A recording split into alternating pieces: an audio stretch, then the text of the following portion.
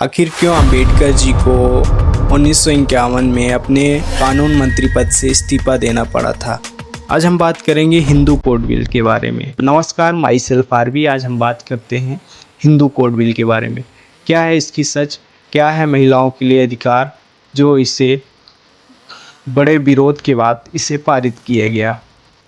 Doctor B are Ambedkar ने इसे 1947 में ही लाया था, लेकिन बहुत बड़े विवाद के कारण इसे हिंदू धर्म के कुछ लोगों का कहना था कि ये धर्म के खिलाफ है और धर्म और संस्कृति के खिलाफ है, जो कि महिलाओं को यह अधिकार नहीं दिया जाना चाहिए। इसी विवाद के कारण यह प्रस्ताव लेट हुआ और इसी विवाद के कारण प्रस्ताव वापस आया था संसद से कोर्ट से वापस आया था। इसे पारित नहीं किया गया था, जिसके कारण doctor B are Ambedkar ji को अपने कानून मंत्री पद से 1951 में इसे न लागू होने के कारण अपने मंत्री पद से इस्तीफा दे दिया था, जो कि ये बहुत बड़ी बात थी। और उसके बाद फिर नेहरू जी ने 1955 में इसे लागू करवाया, जो कि जो अधिकार प्राप्त हैं हम उन सभी चीज़ों के बारे में बात करेंगे। मेन 4 अधिकार हैं। इसमें से पहला विवाह का अधिकार है। यह अधिकार में विवाह में मिनिमम पुरुष की एज 21 साल और महिला की एज 18 साल से अधिक होनी चाहिए। जिसमें विवाह में दोनों पक्ष की सहमति होनी चाहिए और लड़की पक्ष में स्वतंत्र रूप से सहमति होनी चाहिए। किसी का दबाव नहीं होना चाहिए, लड़की की स्वयं की मर्जी होनी चाहिए इसमें शादी में। तो दोनों पक्ष से दो लोग का साक्षी होना ज़रूरी है। हिंदू धर्म में 2 प्रकार के होंगे। एक तो हिंदू धर्म में जो सनातन धर्म की प्रथा चली आई है उससे, और दूसरा कोर्ट मैरिज हो सकती है। इसके शादी के बाद आपको हस्बैंड के साथ रहने का अधिकार, उनके संपत्ति में अधिकार और हस्बैंड से पालन पोषण का अधिकार भी प्राप्त होगा। और आपके रहते किसी और महिला से वह शादी नहीं कर सकता पुरुष। एक बार में एक ही शादी पुरुष को अलाउ है, महिला को अलाउ है। यह कानून अधिकार है।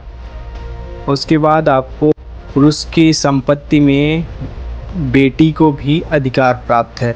जितना बेटे को आधा आधा, बेटे बेटियाँ दोनों को अधिकार इस अधिकार में प्राप्त है। और अगला है, आपको आज़ादी है कि आप किसी भी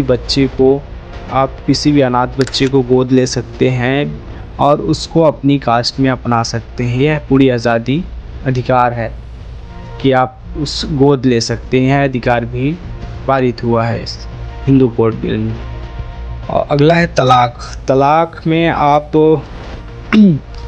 दोनों की सहमत से तलाक होना चाहिए, जिसमें से महिला के ऊपर क्रूरता और मानसिक रूप से प्रताड़ना, जैसे मारपीट, इन सब चीज़ों से आप तलाक ले सकते हैं।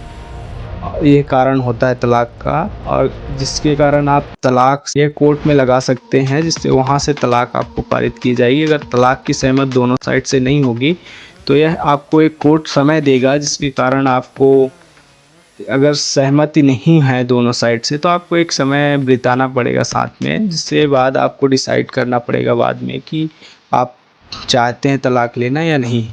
तलाक के बाद आपको पूर्ण रूप से अधिकार है महिलाओं को कि आप पुनः विवाह कर सकते हैं, आप दूसरी शादी भी कर सकते हैं। ये आपको अधिकार मिला है। पहले अधिकार नहीं मिला था। पहले एक ही रिश्ते में जो बंध गया उस आजीवन वही रिश्ता निभाना पड़ता था, लेकिन अब ऐसा नहीं है। आपको स्वतंत्र है, आप दूसरी शादी भी कर सकते हैं अपनी इच्छा के साथ, अगर एक बार तलाक से मुक्ति हो गई, तलाक से। यह सब देखते हुए, महिलाओं के अधिकार को देखते हुए, doctor B are Ambedkar ji का यह उद्देश्य था कि महिलाओं को भी समान पुरुषों जैसे समान अधिकार मिलना चाहिए। एक पुरुषों की समान आगे लाने का यह उनका उद्देश्य था कि उनको कम नहीं समझा जाना चाहिए। वो भी सब हर चीज़ के लिए सक्षम है और ये अधिकार उनको मिलना चाहिए, जो कि पहले आज़ादी के पहले वो वंचित थे, एक पीढ़ियों में जड़ी हुई थी, जिसके कारण उनको रीति रिवाज और उनको समान अधिकार नहीं प्राप्त था, जिससे संपत्ति का नहीं मिल रहा था, संपत्ति का अधिकार नहीं प्राप्त था। कई क्षेत्रों में उनको अधिकार नहीं मिला था, जिसके कारण वह पिछड़े थी। यह अधिकार उनको हिंदू कोड बिल में मिला, जिसके कारण वह आज आज़ाद हैं। एक आज़ाद रूप से हर क्षेत्र में दौड़ सकती हैं, हर क्षेत्र में पढ़ाई, शिक्षा, स्वास्थ्य, गवर्नमेंट सेक्टर, सभी क्षेत्र में वह आज़ादी से चल जा सकती हैं। यह हिंदू कोड बिल में पारित किया गया है। ये बहुत अच्छी चीज़ है। अंबेडकर जी की क्या मानसिक सोच रही होगी महिलाओं के प्रति, क्या रिस्पेक्ट रही होगी, क्या भावना रही होगी, जो आज महिलाएं आज़ाद हैं, सक्षम हैं, सब कुछ कर सकती हैं। तो यह सोच बहुत अच्छी सोच थी डॉक्टर बी आर अम्बेडकर की। सभी महिलाएं चाहे किसी भी वर्ग की हों, जो पिछली आज़ादी से पहले बहुत ज़्यादा जड़ी हुई थी कि घर की बेटियां कहीं जा नहीं सकती थी, कहीं अकेले पढ़ नहीं सकती थी, जो कि आज सब कुछ कर रही हैं। ये बहुत अच्छी सोच है, हिंदू कोड बिल में लाया गया। ये बहुत अच्छी चीज़ है। तो धन्यवाद।